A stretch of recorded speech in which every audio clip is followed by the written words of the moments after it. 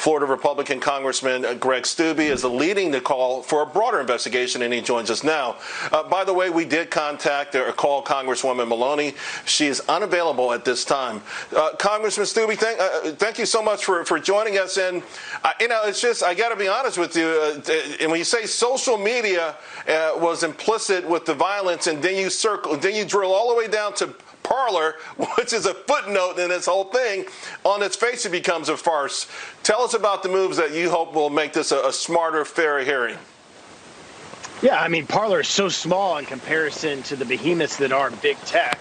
To only ask them to come in and speak about these issues, I think, is pretty ludicrous. Look, we know now, because the FBI has filed charges, conspiracy charges, that there was individuals that entered the Capitol that were conspiring all the way back to New Year's Eve in December for the riots and the entry into the Capitol that we saw on Facebook.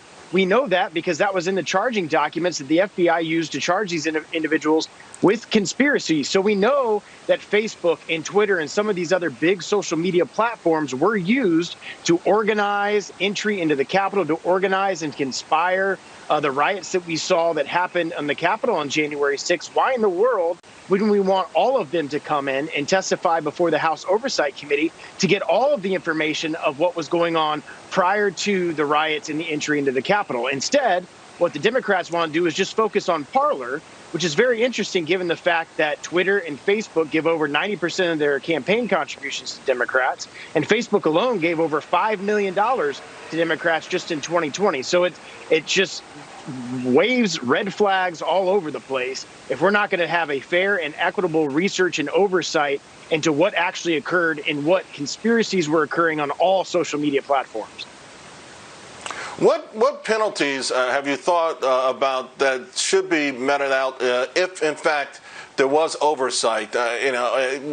Facebook, Twitter, they're used to this. Their platforms have been used to facilitate all forms of violence around the world for a long time. They've been under the gun. They face Congress over and over again. What can get their attention so that they're actually more responsible citizens instead of just what they've been doing, and that's eradicating conservative voices from their platform, as if the 100 or so people who are charged so far with the Capitol riots represent all the conservative voices on those social platforms, or even the 74 million who voted for President Trump. The reason why the big tech companies act in the manner in which they act is because they have complete and utter liability protection under the law, under what we call Section 230 in federal law.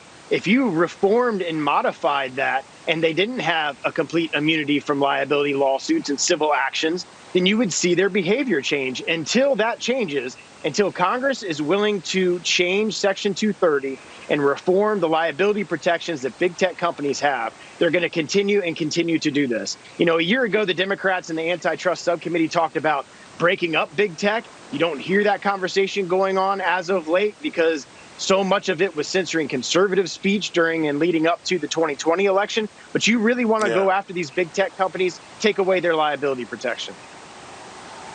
Congressman, thank you so much for joining us. And we put out a request to both Facebook and Twitter, and we're waiting to hear back to see if they would like to provide someone on air